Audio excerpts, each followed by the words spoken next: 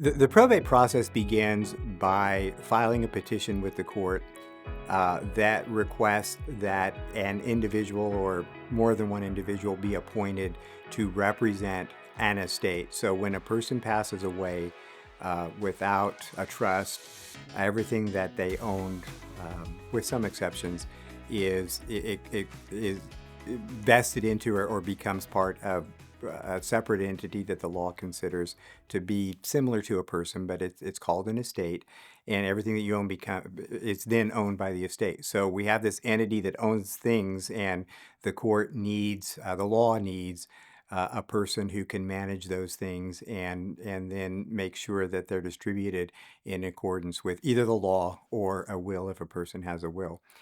And so the petition basically is set for a hearing. We appear in court. The judge will review the petition, make sure that all the requirements of the law are met. There may or may not be a requirement, for example, that a bond be posted in order to protect the interest of the estate if somebody makes a financial mistake. Make sure that the person who is filing the petition is a person who's legally entitled to step into the role, that there's a hierarchy, for example, of family members that are defined by law in terms of who would have first or second or third priority. If a person has a will, it's going to be a person that is named in the will to assume that role. It's going to be a person of good moral character, a person who doesn't have a history, for example, of embezzling money or doing those kinds of things. And there's an opportunity for people to object. So at the hearing, if there is anybody who disagrees that the person that is asking to be appointed is not something that somebody else thinks is a good idea, then that person can voice an objection. And then the court has to break the tie and figure out what to do with that and listen to everybody's arguments in terms of how that's going to move forward. So that's really the first big fundamental step. Once that happens, then the administrator or executor is responsible for handling the affairs of the estate, paying the bills. If there are final burial expenses, for example, those things have to be paid. It may involve getting proceeds from a life insurance policy if the estate is the beneficiary of a policy. It may involve selling real estate if there's real estate that has to be sold. It may involve paying insurance companies, utility bills, filing tax returns, handling the day-to-day business that a person normally would have taken care of themselves if they were still living. Once all of those things are handled, all of the proceeds, the assets, basically are going to be distributed either according to the probate code or according to a will. Typically, in most estates, it involves selling off most things and putting all of the money that's collected from that held in a bank account held by the trust.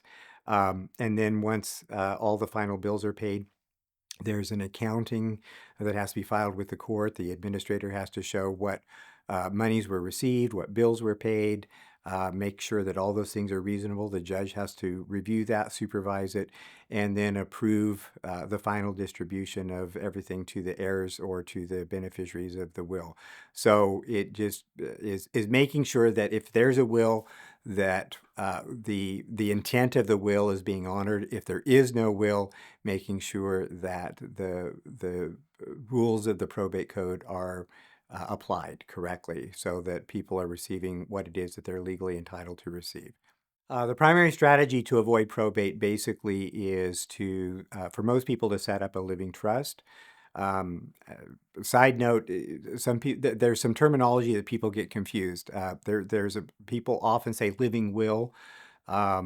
In what they mean is a living trust. A living will is actually not the same thing as a trust. A living will is a document that is used to cover medical decisions. Nowadays, most of lawyers refer to that as a healthcare directive or advanced healthcare directive. So living trust is a document that is created. It identifies what a person wants to do with their assets after they pass away. It may deal with things while they're still living. If they become sick and they have to go to a care facility or something like that, it will identify somebody who's going to manage their assets for them during their lifetime. But basically, for most people, it's setting up a separate entity, a trust.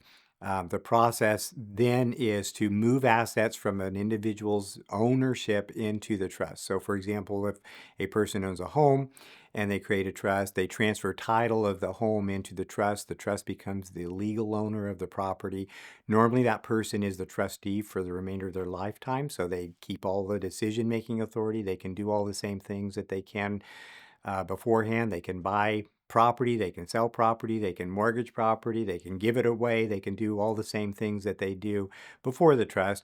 But the key difference is that when that person then passes away, a new trustee that they've named then steps into the shoes or the role of the trustee. So it does not require going to court. And that then trustee can read the trust, figure out what it is that needs to be done in terms of distributing the estate. There are other tools too that can be used depending upon the complexity of a person's estate. There are instruments. You can change title to assets to a joint form so that it avoids probate. A lot of lawyers may recommend that kind of a strategy. I am not a big fan of that, just simply because I, over the years, have seen problems where people add a son, add a daughter, add somebody else to the title to their house, and then that can cause other legal complications. For example, somebody adds a child to their deed so that when they pass away, it can pass directly to their child, but then maybe their child has a car accident, their child gets sued. And then we have a creditor chasing the child, and then the creditor is looking at your house basically because now they're a co-owner of the house. In my view, it just is not the best course of action, and it does give away control to other people. And depending upon what a client really wants, I think, in my experience, most people want to keep control over their own decisions for as long as they possibly can. There are other ways to do that. In most cases, I don't think that is the best course of action to pursue. The reason that disputes arise in probate court or even with a trust is really typically what I see two problems. One is there's lack of clarity in terms of how documents were created. People may not have drafted something in a way that is or can be interpreted clearly. There may be a provision in a will or a trust or a handwritten instrument or something where you can read it and think, well, it could mean this, it could mean that, it could mean the other thing. And we have different family members who have their own interests who are reading it differently, and then we have a problem. Usually it's a client at my desk saying, Mom didn't mean that. This is completely different than what Mom told me was going to happen. A lot of times the concern is that if a person becomes sick, maybe they're at the early stages of a capacity problem with Alzheimer's or dementia or something like that, and a family member brings them into a lawyer, and they appear to be able to make their own decisions, but the question becomes whether or not they're really making their own decisions. Is this person being influenced by somebody else to do something that is not fair to the family or completely inconsistent with what they thought their whole lifetime would be their plan? And so I see situations where people will come in and at the months before a person passes away, when they're already sick, we have a will or a trust that leaves everything to Johnny, and then Susie's coming in saying, "Wait a minute, this is not right. Mom wasn't thinking correctly. Johnny was influencing what mom was doing," and so those are common disputes that we see. Sometimes it's while a person is still living. In the probate court, we deal with issues where a person is sick and we have disputes over what kind of care is going to be administered and how that's going to take place. And again, the key to avoiding those kinds of decisions is having good planning in advance. When we don't have any planning whatsoever is when we see people in court arguing and accruing thousands of dollars in unnecessary legal fees because it's just people that can't agree or get along over what they thought their parent wanted. Sometimes it's self-serving, sometimes it's self-motivated, sometimes it's out of genuine care and concern for the family member that needs help. So those are common mistakes. The only way to resolve those problems is in a courtroom. You know, hopefully reasonable minds can have a conversation and we can settle disputes and things. And but the reality is most of the time when we get to that point in a family situation, the dynamic is such that we have to have a tiebreaker. We have to have somebody in a position of authority and having legal authority to basically say, this is the person who's in charge. This is the person who's going to be making the decisions. This is how we're going to be distributing things because there's no other way around it.